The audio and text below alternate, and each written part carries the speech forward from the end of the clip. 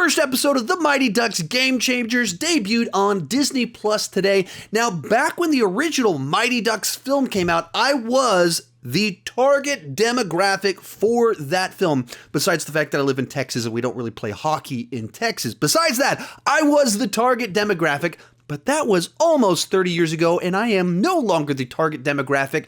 So I wanted to provide my take as someone that grew up on the original trilogy of films and wanted to go in as open-minded and looking for some nostalgia. So here's my initial thoughts on it.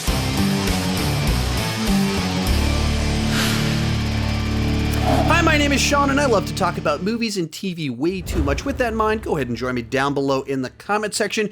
Share your thoughts on the Mighty Ducks Game Changers, and be sure to give your perspective, where you're coming from. Are you like me? You were the target demographic when the original film debuted almost 30 years ago? Or are you currently closer to the ideal demographic for the show? Or are you somewhere in between on all of it? What's your history with Mighty Ducks? Are you new? All that fun stuff.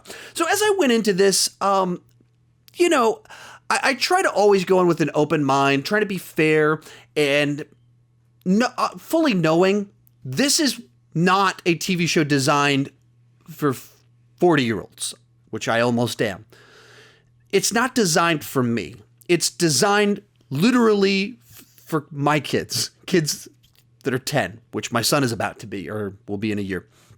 And you have to watch them differently, because I know there's a tendency amongst people like myself when we watch things like this to just want to go in angry, to trash it, talk about how it's different, how they missed the point. But I think the point is that today's generation is different, and so therefore you want to adjust things. So I normally go in trying to be as open-minded as I can and realizing it's not going to recapture my childhood. It's not supposed to. It's supposed to capture a new generation's childhood. And other thing kind of going into it, I've seen all the show Gilmore Girls, so the fact that Lorelai Gilmore is the star of the show had me a little bit even interested in its own way to check that out, to see how's that going to work with the Mighty Ducks mythology and everything. So what did I think about the first episode? I thought that it kind of found its own little spot. It certainly has the setup for the basic idea of ragtag group of hockey kids that need a coach to battle the more established team. That's all present. That's the basic concept of the Mighty Ducks, kind of the classic Bad News Bears plot line of the underdogs that don't know what they're doing, having to come together to overcome the established team.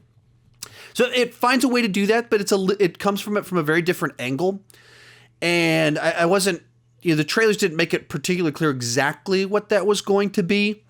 And it seems like somewhat the mechanism of the show is hovering parents and overly active parents trying to force kids into getting a bunch of extracurriculars so they can get into college instead of having fun is bad. And therefore, kids need to have fun, and maybe parents need to back off. That seems to be the basic premise of the show. And pretty quickly, I was like, oh, that's okay. If that's your mechanism for the show, if that's kind of the driving mentality, I actually very much appreciate that. That is a very good thing. And if you guys are going to be going after that sort of wackiness of people overly prepping for college at age 12, sign me up. I'm on board. And so I think they found a mechanism that how do you have the same ragtag group of kids, hockey, that's the same, but what's some of the insanity going on now with kids and parents that's a new plot device for it, that's sort of over prepping stuff that feels about right to me. And even in some of the opening scenes, before the plot really kicked in, and we're talking about stuff, like I was getting so annoyed by it, but that's where the show's supposed to be going. That's the whole point, is like, this stuff is ridiculous. Okay, right. Yeah, so we're all on the same page. And the other thing I was kind of worried about from the trailers is that show Gordon Bombay, I hate kids, I hate hockey.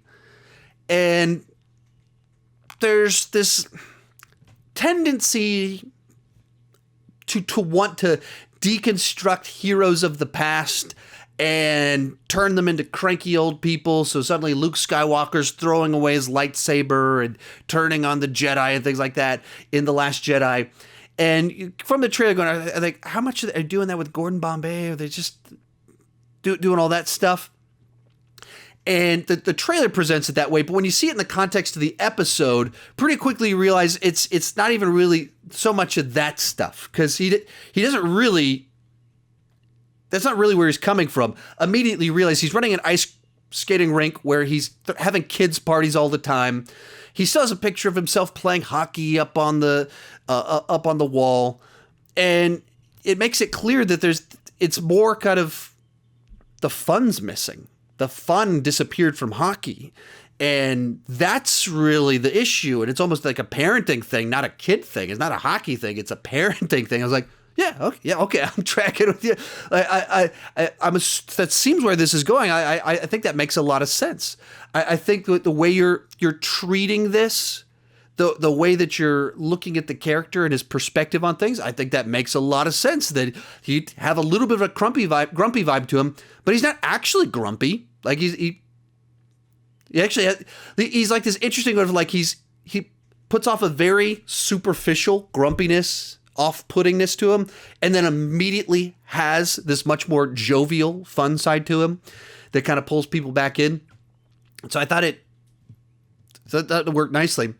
And then even from there, while the way that he's used in the episode related to the characters and the way he responds to them, it was nice. It was like nice to see him used immediately to be useful and helpful in people's lives.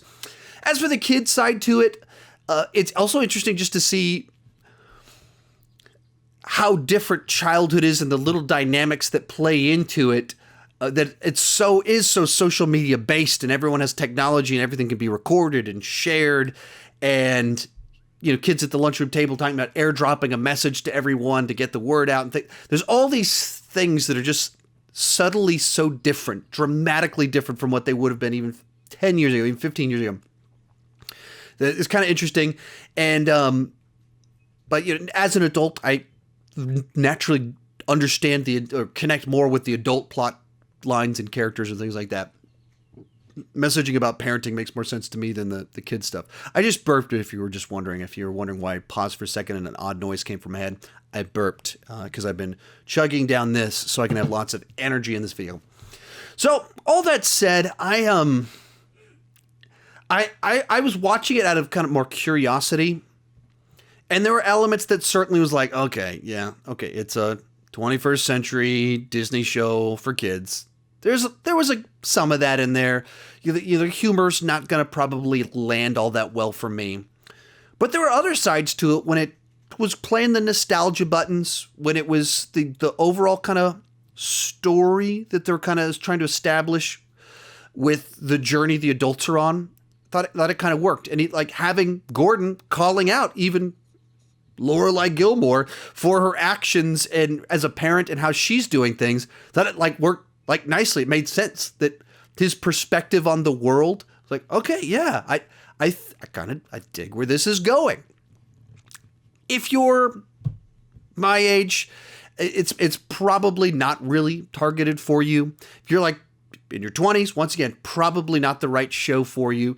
But if you're looking for like family entertainment that it'll hit some of the right notes, some of the sporting motivational moments, it seemed like it had it in there. I think they still got a little bit of the spark. So I wouldn't say I was so surprised by it, but I definitely by the end of it I was like, okay, this thing might just work after all. I don't know. That I dug it more than I was expecting that I was going to. So let me know what you thought down below in the comments section. I certainly won't be doing week-to-week reviews. I'm not planning to do anything like that. I just wanted to share some initial thoughts because yesterday I shared my ranking of the Mighty Ducks films, and I thought some people might be interested in my thoughts on Game Changers. So you can check out my ranking of the Mighty Ducks movies right over there. Thank you so much for watching, and keep talking movies and TV too much.